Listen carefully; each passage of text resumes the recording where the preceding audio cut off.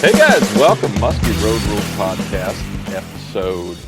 I don't know what episode it is, but guys, I hope that you have taken advantage of some of the Patreon stuff because we're going to be doing all these this year like this. We're going to do them both in the audio version for free, or you can subscribe to our Patreon and you're going to get a lot more stuff. You're going to get a lot more how-to. We're going to show you some bait modifications. We're going to go over different techniques and things that you can do in the boat. And I'm actually going to show you on video here. I've got a ton of guests lined up for this season, all friends of mine out in the fishing community. Guys, tonight's podcast is brought to you by what you see on the screen here, the Ohio Muskie Show. Guys, save the date. See, I wrote it right on top there. Save the date. It's January 24th, 25th, 26th in Hilliard, Ohio at the McCoy Center. You can stop in. We did shorten the first day. If you notice there, we're doing Friday from 2 to 7, a little bit shorter. And yeah, guys, we got a ton of vendors, a lot of new guys this year. And let's just say that you're out and you've never seen the Muskie Show before here. And you're looking, and maybe you're a crankbait guy, you're into trolling, you're into maybe some jerkbait stuff. There's going to be a lot of that at this show. A lot of vendors that, you know, the cool thing about Muskie shows is that each one that are in the different areas, whether it's Minneapolis, Milwaukee, New York, Pittsburgh, is you're going to have those smaller vendors that come in and just do that one show for the year. So you're going to see some unique baits that I think you guys are really, really going to like. So make sure you check that out at theohiomuskieshow.com, muskie with a Y. Now, you can also get a hold of us, guys, through our text line, the Lungen Lures text line. Lungen Lures, guys, the makers of the 22 short, 22 long, 22 SS, the chubby. Also, they've got the Alley Cat series of baits, the little LP, and the original, the Stray Cat that they're making there as well. If you like the spinners, they've got the DC9, DC10, and the original Lungen tail, as well as the Nutbuster spinnerbait. So check us out. You can always shoot us a text at 606-776-6729. Guys, again, 606-776-6729. Now, the thing with this and the thing with this forum is the fact that we are going to be able to go live here. And I think that's something that's going to be really cool for you guys. What we'll do is we'll schedule it out maybe a week ahead of time, set a time, and you can actually join us live here on the podcast. There is a way, if you go over here in the, you know, no matter where we're streaming it at, we'll stream it live on Patreon, and I'll let you know what platform you'll be able to access to ask us questions. There is a comment section here that I can see. I can answer the questions for you. And it's really, really cool how we can do this. So I definitely want you guys to check this out. Now, on tonight's podcast, we have got a friend of mine that I've known for a long time up in the Eagle River or the Tomahawk Rhinelander area. We got Bryan Schaeffer, Schaeffer Outdoors. Bryan, how you doing? What's going on, Greg? Oh, I'm good. I'm good. I was telling you, this is kind of a new format here that I'm playing with, and you've already found the make me look better button. And I tell you, it's working for you, not for me. Yeah, it didn't work for me. I didn't see any change. So let's talk here a little bit. 2024 is over now. We're in 2025. And I, for one, am glad 2024 is over. You and me both. The fishing season was not near.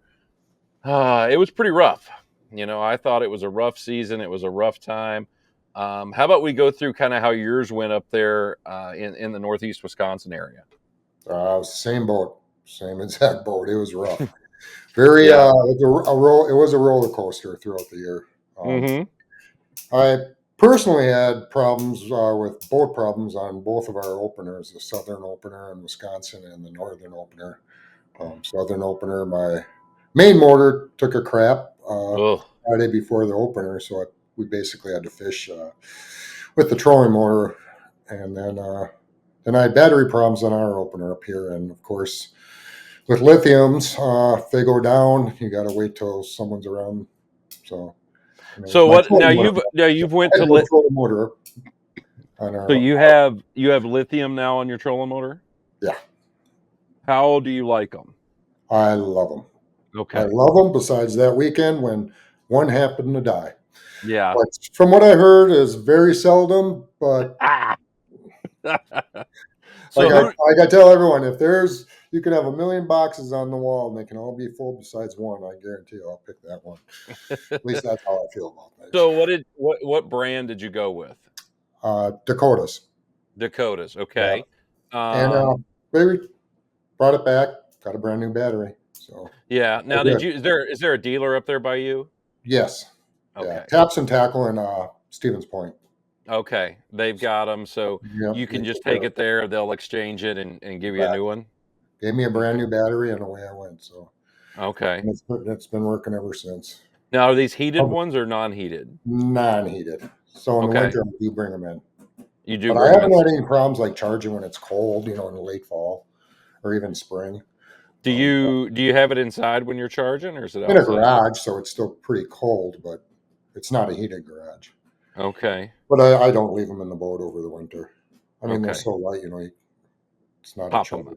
Yeah, Yeah, you can pop them out. They now, I know, I went to a lithium. I have not went lithium on my trolling motor, but I have went lithium on my graph battery because it's the only way I could figure out yep. how to run all my graphs. I And I also got it. do. Yeah, I've got a 200 amp hour. Mine is was made in the finest Japanese warehouse that Amazon could get it from, and it's worked great. I mean, it really has. I'm running 3 graphs off of it, drawing a lot of juice, and I can get about 10 to 12 hours out of it. So Right, I was pretty happy, and my other batteries weren't even giving me half that. right. Yep. So what size batteries are you running? I actually think for my graphs, I think it's a 120. Yeah, God, I'd have to look. yeah. I'd have to look. And then I got 3 for my beep cycle. Hmm. Um, but I'll have to look what one I have for my graph. But I mean, I can push from morning till dark, and 3 graphs going too, Hmm. zero problems. 0, yeah. No, I mean there is a lot of good things about them. I haven't went through it with my trolling motor. The thing is, though, and you can answer this, I'm assuming, is if you are running all lithiums and you have one go dead, you can't just put a lead acid in there, right? It's Nope, got to be all lithium in the series. correct. Yeah, Yeah. that's why And opening weekend up here when I had one diet. We were walleye fishing before that, and it was just fine. Then Muskie opened it, boom, it died on me, and we're and it pretty much just died. stuck. I mean, it just when it It goes, it just went goes. down. Yeah. So what with that? Um, do you uh, do you run a now? Are you running a lithium for your big motor? No, no, that I Okay. have a AGM. Okay. Yeah, I was wondering. I know guys that have asked me, and I have no idea about a lithium for their big motor, and I would think that in order for the battery to charge from the big motor, wouldn't it have to have some kind of special deal for lit? Because I That's know what I lithium. thought too. I know when I was going through all the batteries, I kind of learned a little about them, but I kind of forgot since then. But Mhm. yeah, because you need a special charger for the lithium, Yeah, so I think your deep cycle ain't going to do it. And there's something with the power too. There's not enough power for it, or I forgot exactly how it I went. think some of the I was told, and again, it's one of those deals where you hear they said, and you have to wonder, well, who's they? Right. Um, some of the newer motors and stuff do charge the lithiums, but again, I don't know. I still Uh, got a lead acid that, you know, yeah. it still starts it. I Um, got an AGM just for that, and that's all it runs. And so far, it's been great. No problems with trolling motor, locators, or deep or my starter. So nice. Well, let's talk about the year. Besides it, not being able to having boat problems. How was the fishing? well, once we got going out there, it was very bumpy, very roller coaster of a year. Um, we had some really good days, as we were speaking earlier, some really good days, and then just some piss poor days where it was like, how could this even happen? It was 2 days ago. We just crushed them, and now it's hard to even move a fish. Sure. So, and Well, that what kind of about carried on through the year too. I mean, it was a weird, strange year. so like in, let's say, late May, early June, what was the bite you guys had, or what were you seeing? Well, our season starts on Memorial Day up here, so Hmm. we were doing really well on smaller bucktails right Just away, and everything was real shallow still. Yeah, okay. And and you're we had, just we had great weed growth because, well, I'll back up here a little bit. Our winter before, so it would have been the 23-24 winter, we had zero snow up here. I think we had a total of like 10 inches throughout the year. hmm So our weed growth was really good by our opener up here. hmm So we had great weed edges, and So what is that? I mean, and so that allowed you to have good weed growth early, and so you had a good bucktail bite. What was the first, like you sent me some pictures. So like, this picture here, this guy. What was the story behind this? that was on an inside weed edge. I think that came from the Muskie Hunter School weekend, Okay. and that came from an inside weed edge on a single barrel. Oh, okay. So that was a really hot bucktail. Did really well on actually single bladed bucktails throughout the whole year, but in the spring that bucktail was on fire. Yeah, it seems like in a lot of areas. I know up here on Lake of the Woods, even the single bladed stuff was good this year. I mean, we caught them on double blades and all that too, but there was definitely a single blade bite where the fish were coming in and chasing those, especially. And it didn't seem like. And the other thing up here, it didn't seem like you had to have a super big bucktail this year either. Right. No. You could get a lot of fish all year. It was more speed based than anything um, when it comes to that stuff. It looks cold out this day Yeah, um, it was. that you guys were fishing. So that inside weed edge, was that something that was pretty good for you this year early, or? Early it was. And of course, late it became good again, but early it was really good because there was a nice weed edge and we had that shallow sand, gravel, and we were finding a lot of them right on the inside weed edge. So when That's you are right where this fish came from. Yeah. So when you are fishing that, to explain to people, so like if you're looking at your map, and are you fishing like mainly points or bar or flats that extend out up on the inside of that? And is your boat up in the sand, or are you in the weeds No, my casting up boat's into the out sand? almost on this area right here. It was just a long shoreline, and you had some secondary little points coming off it, but we weren't really fishing those at this time of the year. It was basically just a weed line that goes all the way down the shoreline, and we were casting. I had the boat positioned right on the weed edge, and we are Hmm. casting over the weeds onto the sand, gravel in the inside, bringing it on. Okay. Which came up and hit his bait right as soon as it came off the gravel and right on the weed edge, the inside weed edge. The inside ways. Inside Yeah, weed. that's something that, like you've seen a lot too in the fall. That's always really good when you get the cool Exactly. downs. I just don't think it probably gets fished that much in the early spring.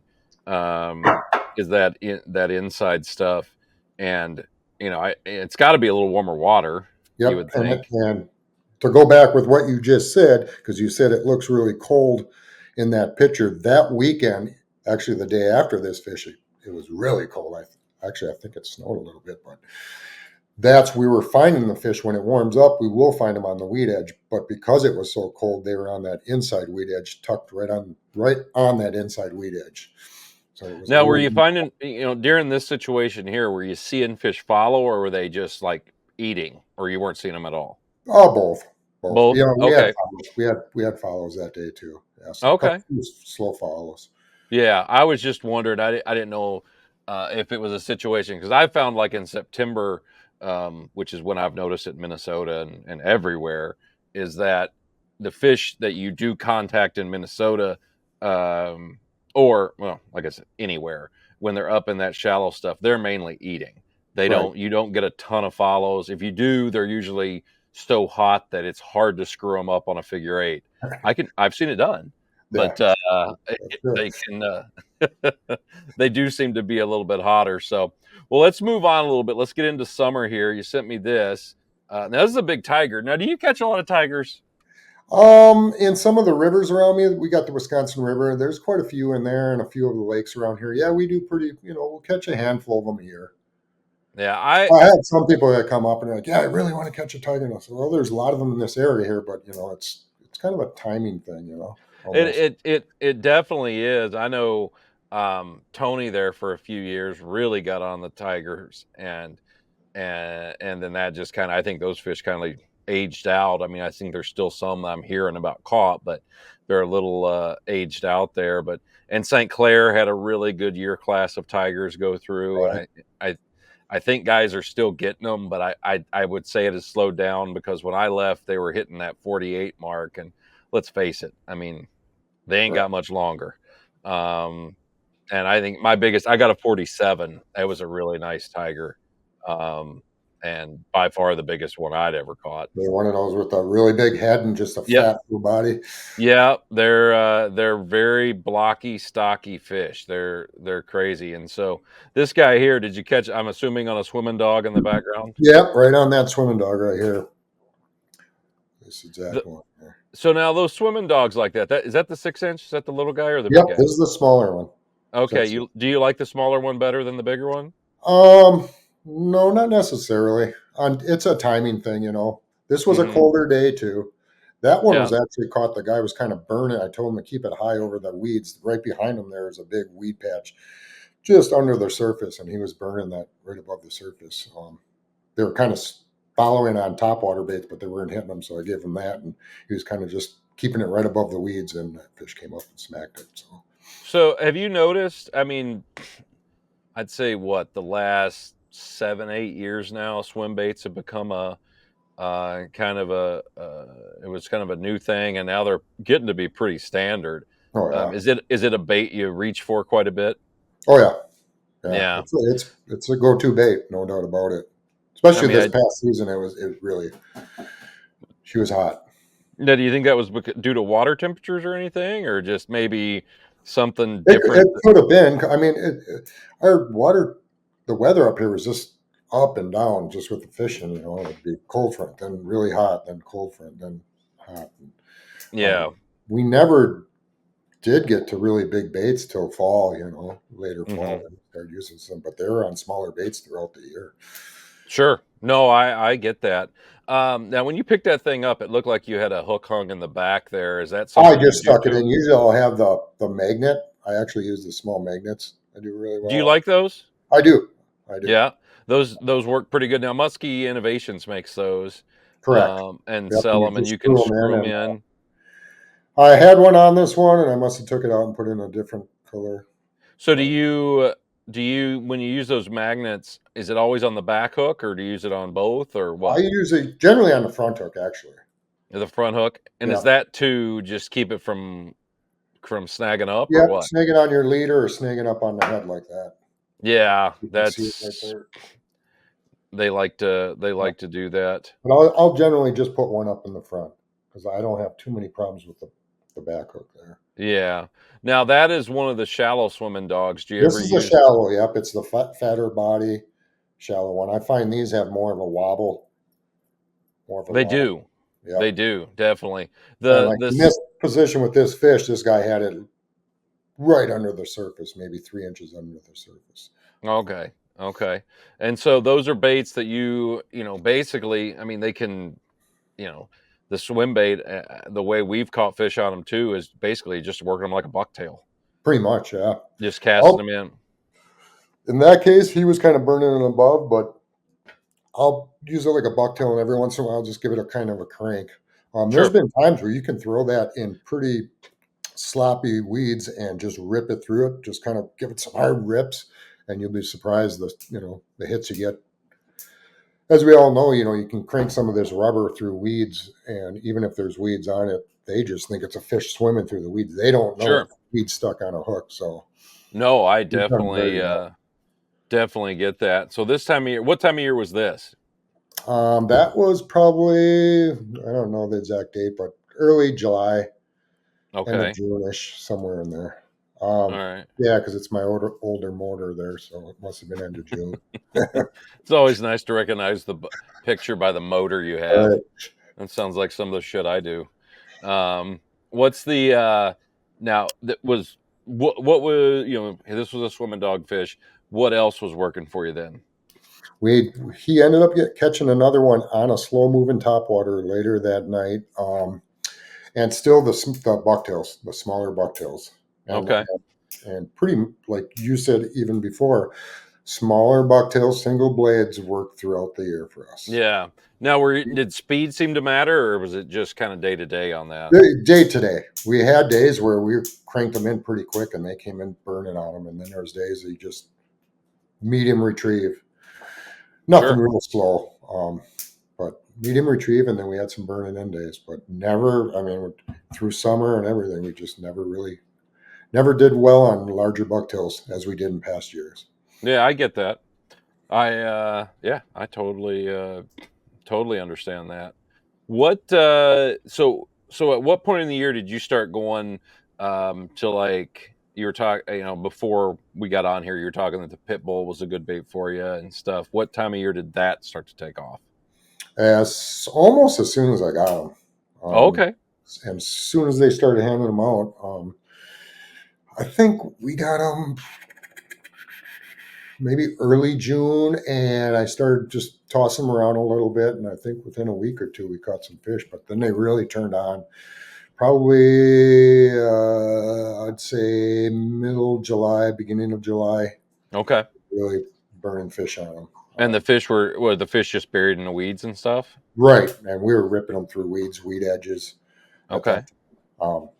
Yeah, we lost two really nice fish. I had a guy out one time, and I bet he tossed this. This is that pit bull right here. I bet he tossed it in probably 2 feet of water and started ripping on his first rip. He lost a mid-40s. And at the time, the shallow ones weren't out yet, unweighted ones. So it would have been nice to have those. Those didn't come out till fall. Mm-hmm. But it's surprising you can use these, and even the weighted ones, you can get them in pretty shallow water. Well, yeah, I mean, even the flatter, the bigger, the wider the belly down there, Mhm. the higher it'll stay. And that's so your summer, you're transitioning, you're going into a bit later summer now. Like this fish here, what was the story on this one? That one was late summer. That one came on a bucktail, a single bladed bucktail. Also, that was a It buck. sounds like single blade bucktails were pretty good. Yeah, yeah. Do you are Actually, you, if there was one hot bait, it was probably a single bladed bucktail last year for us. So, did it seem like color meant anything to you? Yeah, earlier in the spring we were doing on walleye patterns and black and nickels, Mm-hmm. and then in the summer it was kind of hotter baits and purple Sure. golds. Mm-hmm. But it was also different lakes, different bodies of water we were fishing where, you know. Did watercolor mean much to you this year? Oh yeah, Clear lakes, dirty lakes. yep. Oh, for sure. Yeah, we did a lot of night fishing on some clear lakes and did very well. And again, but it was actually the night fishing we were using smaller triggers and stuff on Okay. and juniors. We got some fish on juniors, So the but triggers, that was one thing that worked up here for me this year. When I say up here, I'm talking on Lake of the Woods. Um, the thing is those we were burning them and had some nice fish eat them and catch them. But sometimes on those, you got any advice for people on how to make them flare a little more? Sometimes they seem not to flare the skirt very good. yeah. Um, Well, if you're doing a nice medium retrieve, I like to just do a really hard burn in, or you can even take your tip down. But mhm. I find it better just with my reel, like a little faster retrieve and then slow it Just down a little bit. okay. And Well, I'll they do that do. quite a few times through retrieve. Yeah. Well, they definitely have a. I mean, they definitely have a vibration to them, and that's one thing that I've always, really, really liked about the bait is how much vibration that it has. Yep. No So, doubt about it. but anything you do? Did you do anything special with those single bladed ones you were throwing? Um, Generally, when I'm always throwing blades in my boat, I always have some kind of tail on them, a little twister, Okay. a little white twister tail or a black twister tail. That's about that's about it. You know. Yeah, Um, I like putting tails on stuff. I always have either a tail of either a grub tail or even a blade. yeah, I'll even put a spinner blade back there, right. uh, and it definitely seems to work as long as it catches enough water to spin. I know before too you said spinner baits were working good for you Yeah. this year as well. The ace baits. How are you working those? Because spinner bait down south we throw a lot of spinner baits. I've caught a ton of muskies on spinner baits, and up here on Lake of the Woods, it's something that I really like this year as well. I got into throwing them this year up here, and those ace baits, that exact bait right there, the not the pink one, but the ace bait itself, the ace tandem, I find to be one of the better spinner baits I've I love used. this thing. Yeah. They the I got a vibration, good story for you. We'll tell on this about not this exact one, but this pink color up by you. they like them on Lake of the Woods. Oh yeah. They I mean, we threw them up here. Actually fished with guys from the Rockford Club, and the guy that makes those, Jerry, I can't remember his last name, that makes the ace bait is in that club. Oh, isn't he? And He's in Minnesota though. He lives in Minnesota.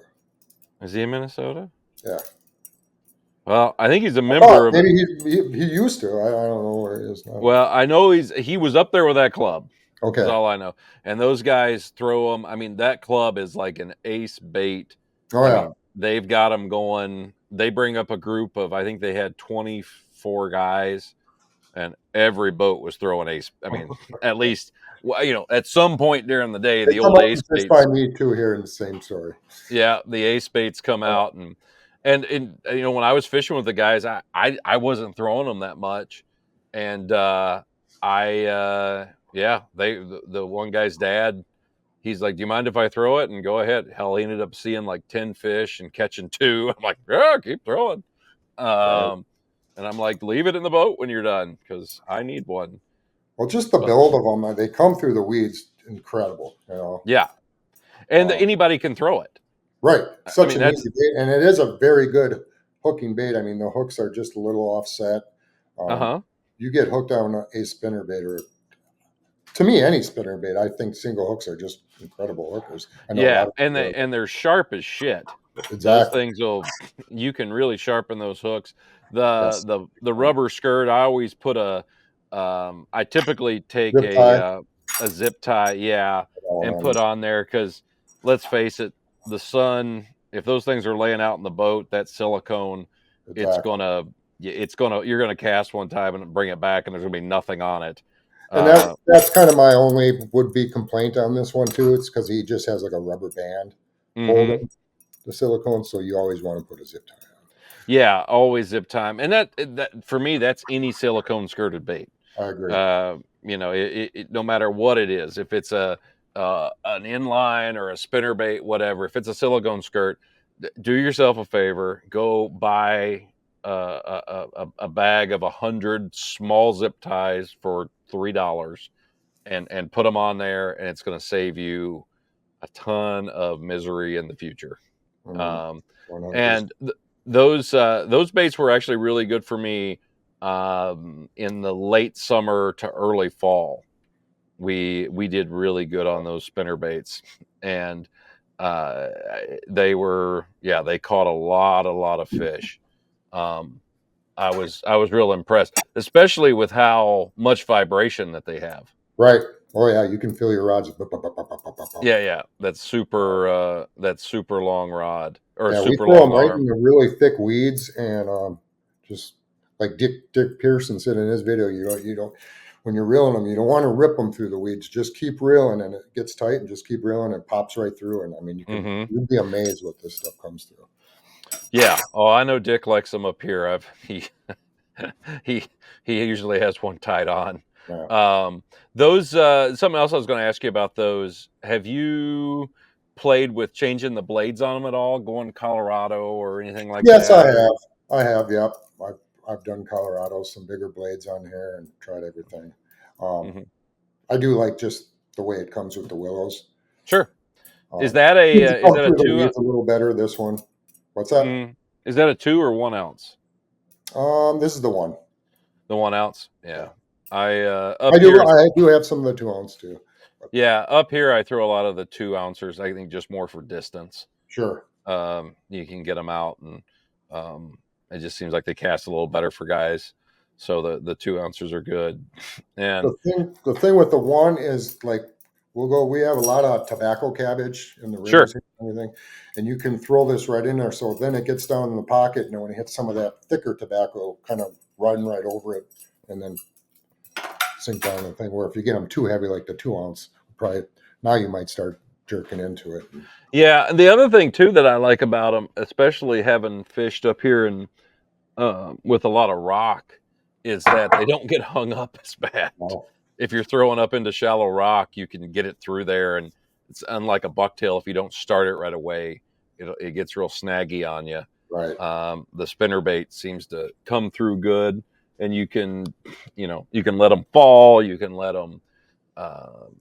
drag them right along the bottom. There's just a lot of things about it. It's just a bait that I think a lot of guys don't remember, or they don't think about when they're out, how good spinner baits are. If I you think 100% back, agree. a lot of your early musky guys, Canadian musky guys, and some of the biggest fish they caught were all on spinner Right. baits.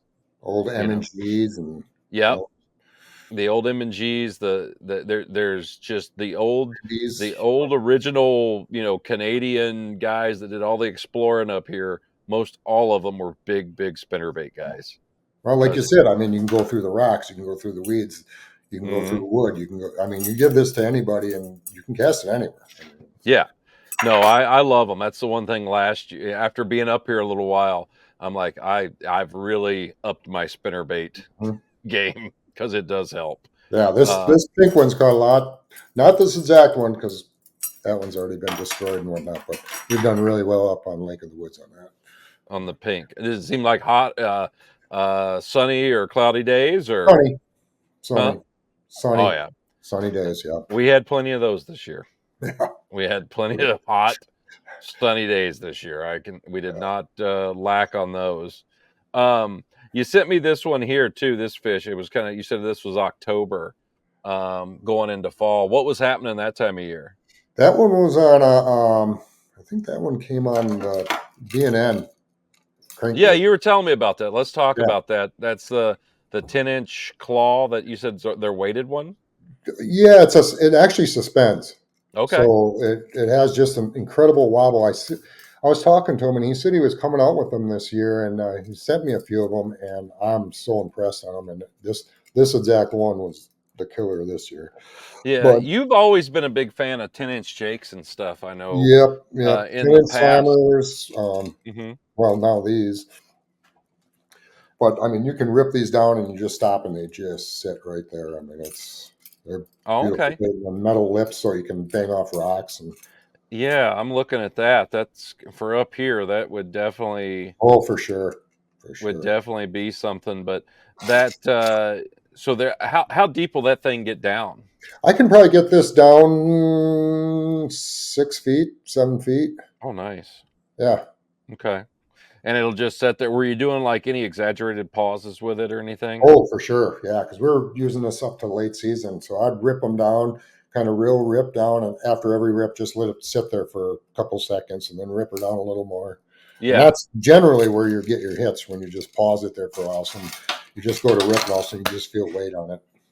They kind of yeah. just come. That the sponginess to it definitely. I've done, I've tried weight and crankbaits in the past. I put weight systems on them and hung bell sinkers. Oh yeah, I think though, if you've got one that is naturally weighted, doesn't have the weird stuff hanging from it and all that, I just think that makes them look a lot better. What about oh, you? I agree. Yep. Yeah, because Um, we'd weight our jakes and grannies, but then there'd only be one weight for a little bit, and then they'd start sinking or yeah. something. And then even slammers, we put some weights and bell sinkers on them.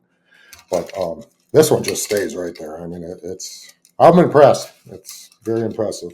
Well, it's being in, those guys, they've been we've worked with them a lot through Road Rules, and they're going to be at the Ohio Muskie Show. So, guys, check that out. They do a lot of the Muskie shows, but I know they'll be at Ohio, probably Chicago. They do most of them. And that metal lip, I think that, especially for you guys that are rock fishing, I mean, there's nothing better than a metal lip when you're Exactly. trying to bounce it off boulders and even hell, even stumps. It'll do it. Do they make that in any other sizes, or just is that a 10-inch there? This is a 10-inch. To tell you the truth, I don't think they did, but they might now.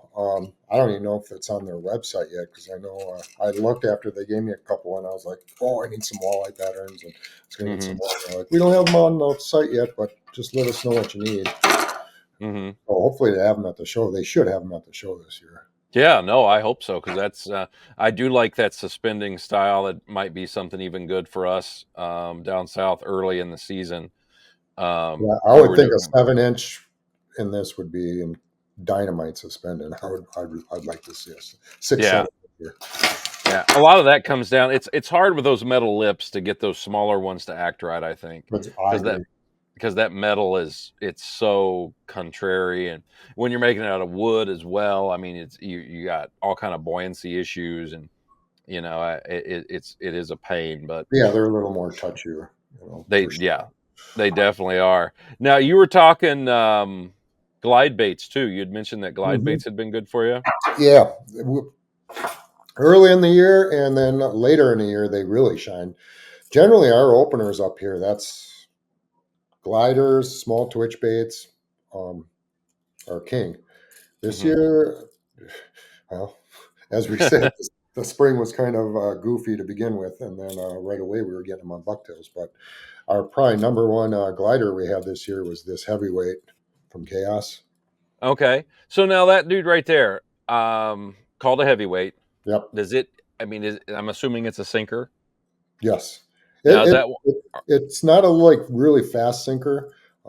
It only works maybe a couple feet down. You can keep it okay? under the surface too. But you can. There looks like there's a weight. Is there a screw in weight there at the No, bottom? Oh, no, okay. that's a chip. Booger. Yeah. It's Put a few scratches on it. those baits right there. Early in the season, I know like down by us, the fish like glide baits, but I got onto something a few years ago, and I know a lot of guys don't like doing it. Most guys like to see their glide bait when they're working it. Right. But one thing and this is a spring thing by us, and a guy, Joey White, several years ago, seemed to figure this out with the Shum gliders by working them deep. I mean, Okay. working them really slow and getting them down like 6-8 feet to where you can't see them. But if you've got a good glide bait, it's going side to Oh, side, exactly. and it was amazing the number of fish he was contacting over everybody else. And so Okay. I've kind of adapted that myself and started doing it. It's hard to get guys to do it because they want to see it. Right. But if you slow it down, I've got a few gliders that'll get down, 7-8 feet if I want them to.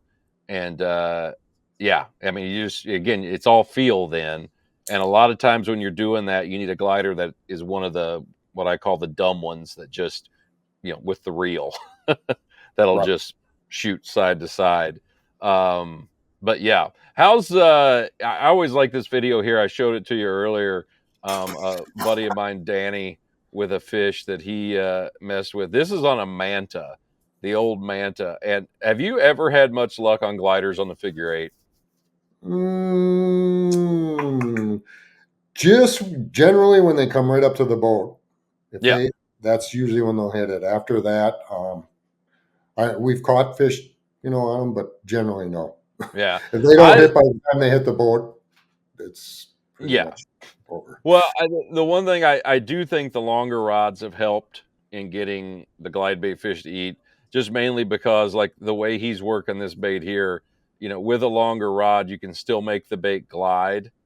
But what I always found to be funny is Lake of the Woods, those fish do love a pause, which is the dumbest thing. So he just lets this manta set there, and this fish just boop, grabs it right off the surface.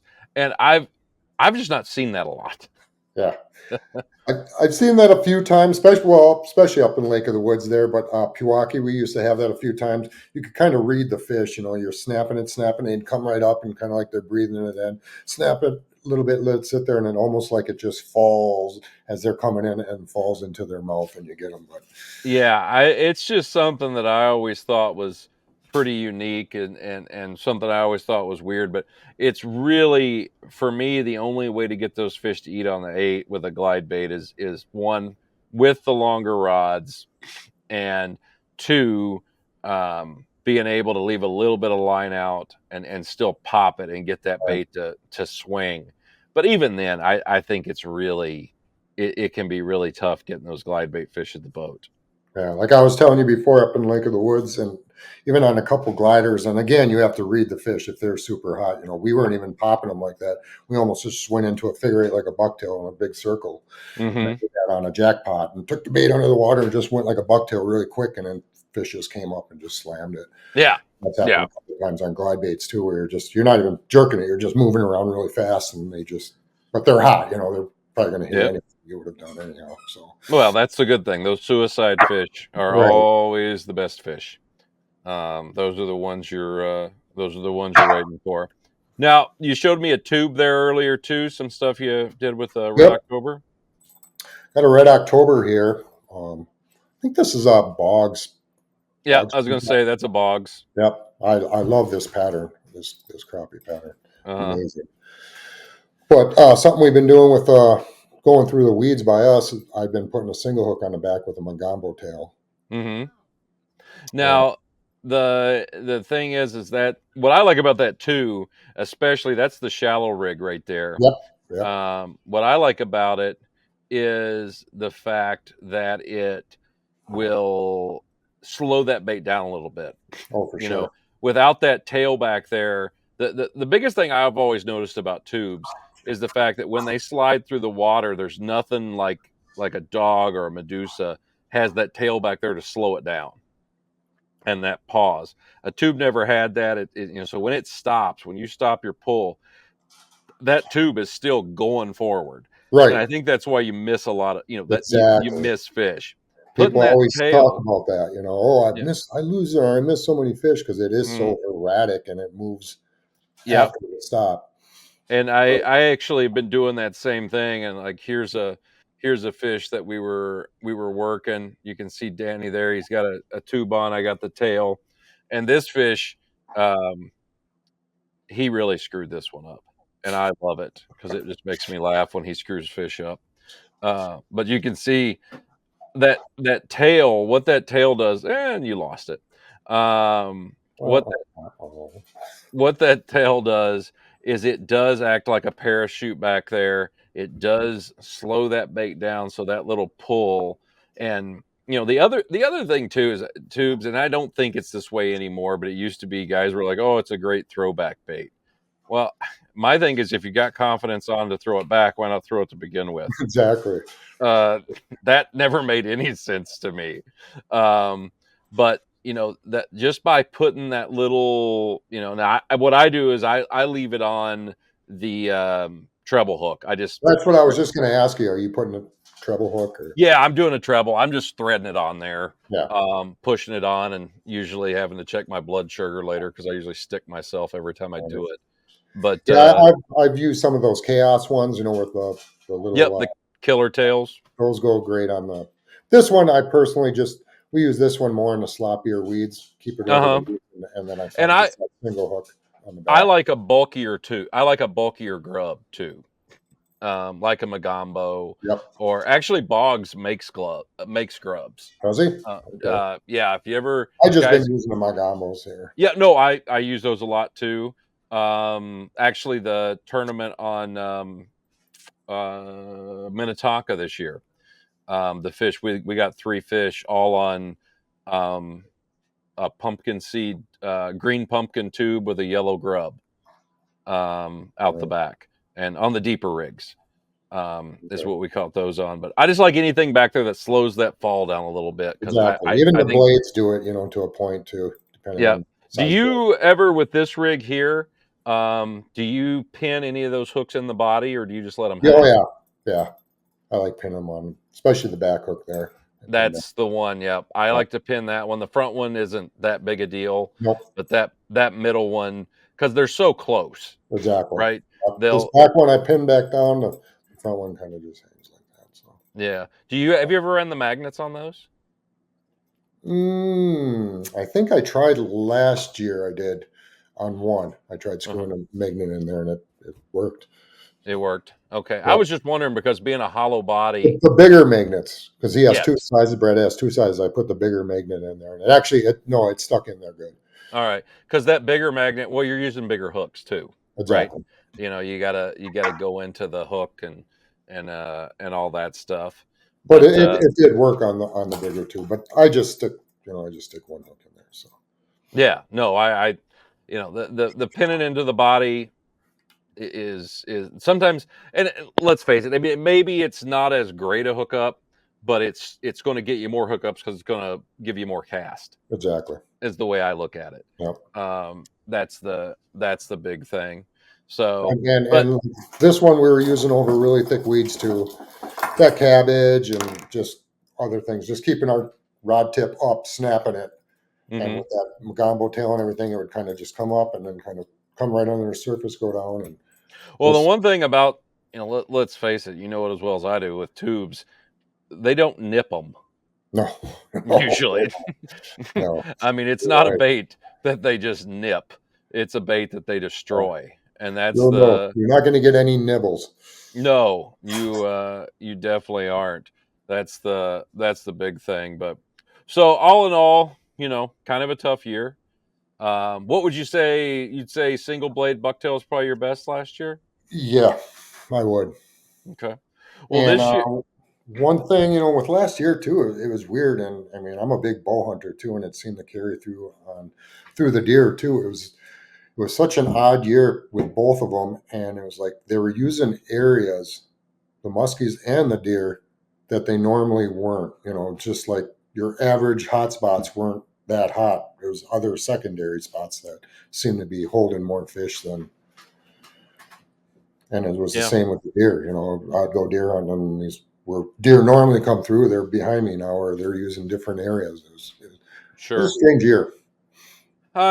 Yeah, I just think that's kind of where we were, and that's what we have to deal with. Hopefully this year will be a little bit better. I mean, that's the goal. What since we are around New Year's here, what's the resolution? You got any fishing resolutions for this year? Not to have anything break. Oh, come on now. Yeah, nothing broke. Last year was a doozy for that. Yeah, I get it. That's all. That's all part of it. I hate dealing with all the breakage and stuff too. And sell some stuff. And what now? and sell some lures. Yes. I went through and I purged a little bit myself. Yeah, I had to. Well, Bryan, how can somebody get a hold of you if they want to go fishing with you this year? You can go right on my website, SchaefferOutdoors.com. Okay. Get a hold of me there. Call me on my phone, 920-915-2650. All right. Well, I tell you what, buddy, I appreciate you coming on here with me. Yeah, hang on a little bit here when we're done. But thanks for coming on, and guys, we'll come at you next week with some more stuff.